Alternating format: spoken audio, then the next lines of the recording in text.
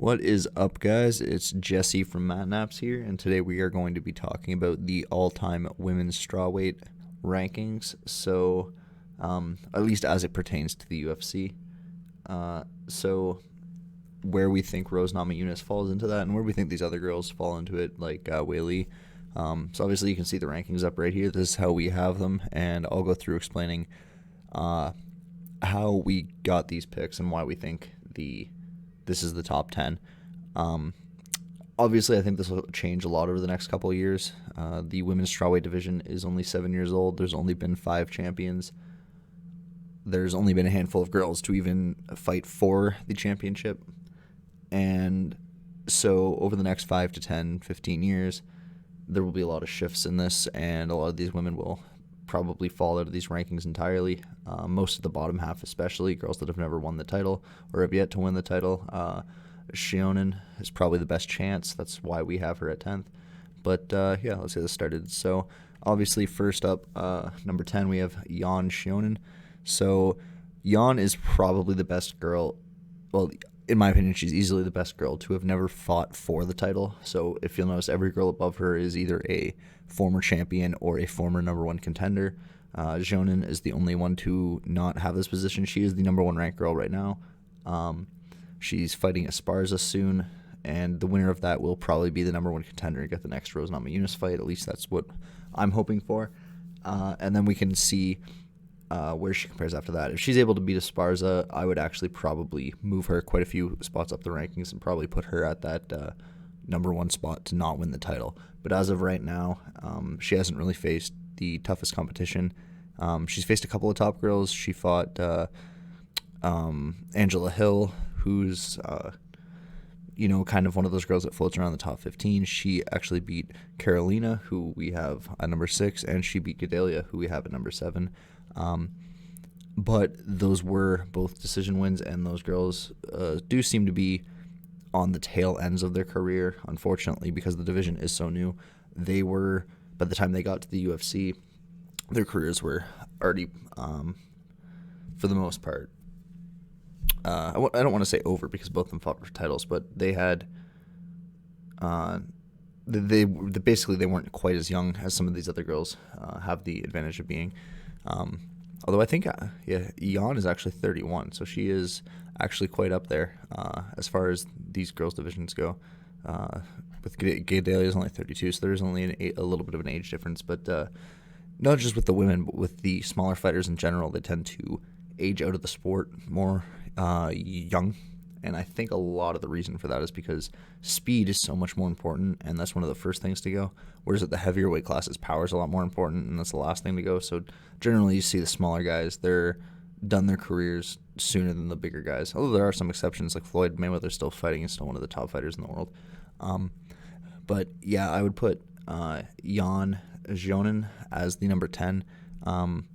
She obviously, the wins over 6 and 7 definitely give her a big boost, and you could argue that she is higher on this list. Maybe she should be that 6 or 7 spot, but as of right now, and as long as she has not fought for the title, I think her career has not proven out that way. But then again, these rankings, especially these bottom 5, will shift up a lot over the next couple of years because obviously, again, the division is so young. The next up, we have Jessica Penne. In my opinion, she's the worst girl to have fought for the title, and I don't want that to seem like an insult because, obviously she was able to fight for the title. A lot of people might knock on her because she's got a 13-5 record, but she, those losses, one of them is to Michelle Watterson, who was the 105-pound world champion back in Invicta. One of them is to Joanna for the title. Then another one is to Andrade immediately after, which again became champion. So even though she's got those 5 losses, 13-5 record doesn't seem that great. 3 of those girls are at one point number 1 ranked in the division. Actually, 2 of them at the time were number 1 ranked in the division. And another thing is, Penne was originally an atomweight fighter. She was fighting at 105 in Invicta. So she is a little bit outsized, and the fact that she is 13-5 while being outsized by a lot of these other girls is quite impressive. So even though I would put her as probably the worst girl to fight for the title. I think a big problem, it's not really a lack of skill, it's a lack of size. So I still have her at number 9. Up next, we have Valerie Letourneau, another girl who has fought for the title earlier in the division's history. Not that was too long ago, it was 2015. And at the time, she was on an 8-3 fight streak. She'd only lost to Gedalia, Alexis, and Sarah Kaufman, who, Gedalia obviously being another girl on this list, and then Alexis Davis and Sarah Kaufman both being 135-pounders and two of the really early top-tier pioneers of women's MMA. So her losses prior to the UFC were always against top girls. And then again in the UFC, she's lost to Joanna twice. She's lost to Pereira, and then she's lost to McFarlane, the Bellator champion.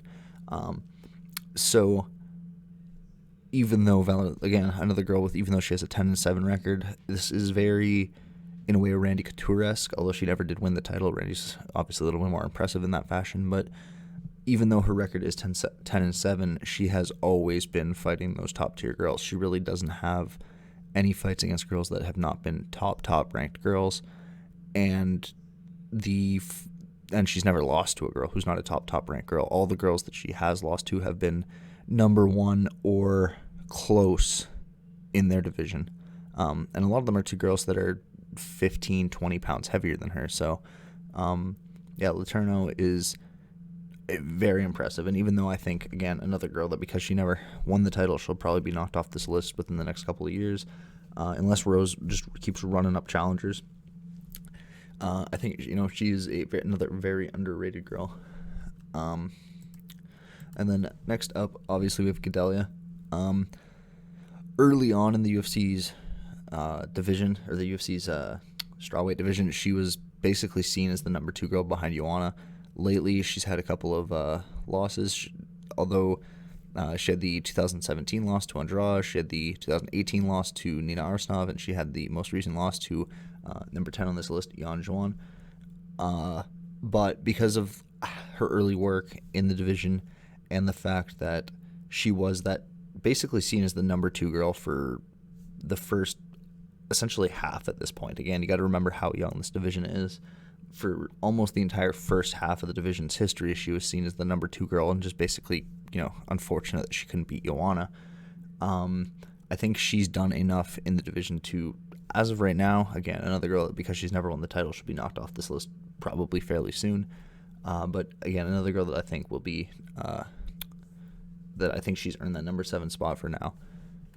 And again, now on to the last girl, the last girl to have not won a title.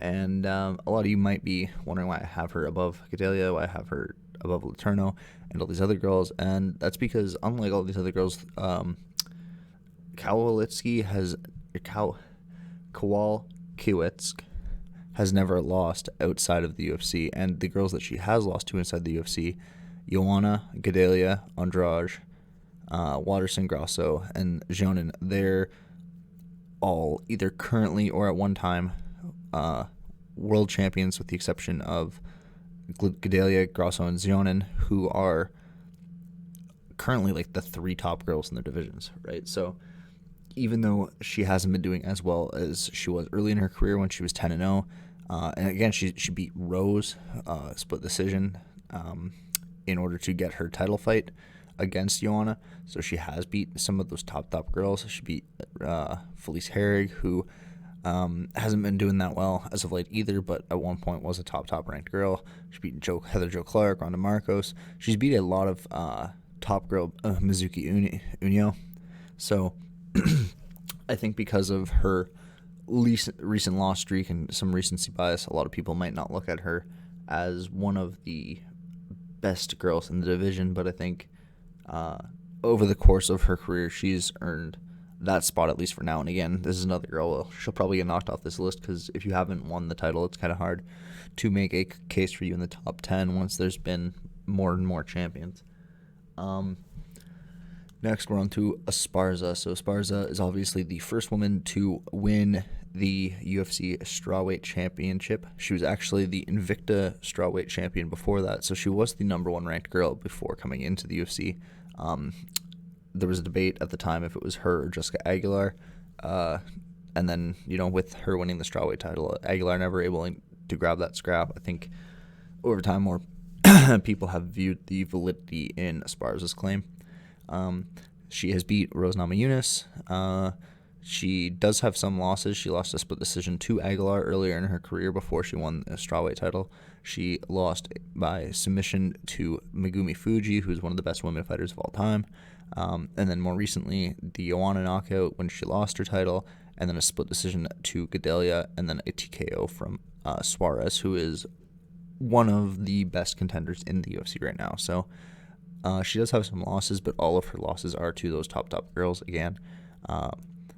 And that 17-6 record, especially if she's able to beat Joanne in the upcoming fight, I think she will be able to solidify that spot as the number 5 of all time. But again, unless she is able to recapture that title, which she may against Rose, if she can beat Joanne and then beat Rose and recapture that strawweight belt, I think that will probably even move her higher up the ranks, because a lot of people will view that as, that'll be a great story, right? The first champion comes back and wins her title back. It'll be 6-7 years later now by the time they fight, probably 6. I'm assuming that fight will be late 2021 if they do have it. But yeah, I think as far as that, she's probably the worst champion the UFC's had in the division, but part of that is because she was the first champion the UFC had in the division. And I think over time, people will grow to appreciate her more. And yeah, she earns the number 5 spot. Then at number 4, we have Jessica Andrade. So Andrade actually, even though she has a 21-9 record, which again may not be the best sounding record, a lot of those fights were as high as 137 pounds. She didn't actually make her strawweight 125 debut until 2016. She's also fought at flyweight since then, including her 2 most recent fights, where again she lost the title lost her title challenge for the 125 title spot. But I think overall, what she's done in her career, the fact that she won the title, the fact that she got that KO on Rose, obviously Rose came back and won the split decision for the rematch and then went on to regain the title. But and I think overall over the course of her career, she's beat Gadelia, she's beat Kyle Quiets, she beat Tisha Torres, she has the 1 win over Rose, Joanne Calderwood, Angela Hill. She's beat a lot of these top girls. She does have a couple losses, but most of those losses are above 115 pounds. In fact, she's only lost 3 times at 115 pounds against Joanna, Whaley, and Rose, 3 girls who I have ranked above her. So the only time she's ever lost at 115 is to the 3 girls I have ranked above her. So I think she has a strong case for being the number 4 strawweight of all time as of right now. Again, young division, these all change every year. Next up, we have Zhang Weili, or Weili Zhang, 21-2. She was obviously the women's strawweight champion after beating the girl below her, Jessica Andrade. And then she won a very close, somewhat controversial split decision against Joanna Jędrzejczyk, although Joanna did look like that one guy from the Goonies. So, quite the impressive win. She's a win over Jessica Aguilar, another girl who, although never been the UFC champion, was ranked number 1 in the world at one point. Some more impressive wins, Tisha Torres, Danielle Taylor, Emi Fujino. So she has won against a lot of good girls. She's only got 2 losses, a decision in her first fight, and then the most recent head kick against Rose. She's fought at flyweight. She's fought as high as 132 for catchweight. She's won a couple different titles outside of the UFC, including the Kong Lung Fight Strawweight Championship and the Top FC Strawweight Championship. So she has won some smaller titles and then gone on to win, obviously, the biggest title of them all, the UFC Strawweight Championship. But yeah, I think her career overall, that 21-2 record, the fact that she's beat Joanna, although it was a close decision, the fact that she beat Andrade, and some of the other girls that she's beat, I think that ranks her as the number 3 overall in the history of the women's strawweight division. And then obviously the number 2, Namajunas. This one might be the most controversial, partially because of recency bias. I think there's a lot of people who have a lot of recency bias when it comes to MMA and how they view the rankings. Whoever was the most recent person to win a fight is the best ever. So Rose has a record of 10-4. She has lost to Tisha Torres and Carla Esparza earlier in her career. Tisha back in Invicta, and then obviously Carla Esparza for the inaugural Women's Strawweight Championship. She then went on a 3-fight win streak against Angela Hill, Paige Van Zandt, and Tisha Torres, avenging one of those losses. Then she lost a split decision to Carolina, who is number 6 on this list, before winning 3 more fights against Michelle Waterson, Joanna to win the title, and then Joanna to defend the title. Those are probably her 3 most impressive wins, or up to that date at least. Joanna being the number 1 on this list, even though Namajunas has beat her twice. I think Joanna's defenses over the course of her career have solidified her as the number 1 for now. Maybe Rose will go on to beat some of those records, but as of right now, still Joanna is number 1. So the fact that she beat her twice really brings her up this list and solidifies her as that number 2 spot. And again, Michelle Waterson, even though she outsizes Waterson was the 105 champion back in Invicta. So the fact that she beat the number 1 girl a weight class below as well is also quite impressive. And then she obviously lost to Jessica Andrade by getting slammed, but then she came back and won a split decision victory to avenge that loss. And then most recently, she regained her title, becoming the first woman in UFC history to regain their title with a KO over Weili Zhang. So she is 2-0 against the girl I have ranked at number 1. She is 1-1 against the girl I have ranked at number 4, and she is 1-0 against the girl I have ranked at number 3. And then 0-1 against number 5, number 6. Obviously, the losses to Carolina help bring Carolina up, because if you're able to beat a girl of this caliber, even if you weren't able to capture the title yourself, I think this is a lot. And Esparza being the former champion, and then Tisha Torres, she avenged.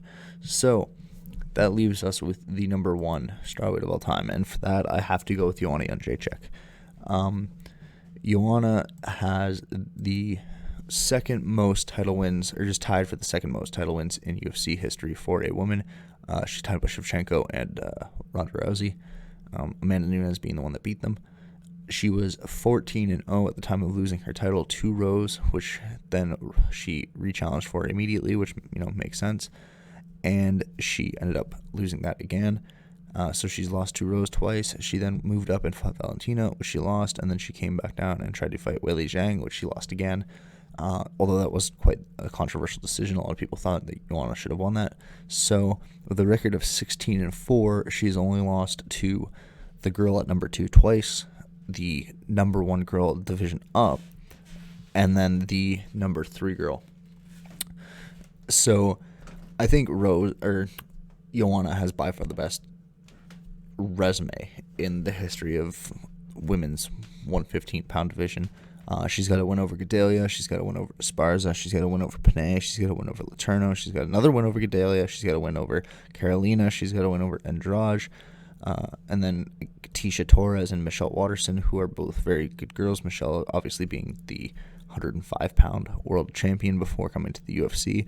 And then even before that, Juliana Lima, Rosie Sexton, Yulia Berkovska. And then as an amateur, she beat Carolina again. So very, very impressive record. Hard to beat that resume. And Rose may go on to do it if Rose is able to defend the title even a handful of times, honestly. I don't think she needs to have the 5-fight streak that Joanna had, the 5-fight title defense streak. So I guess 6 title fight streak.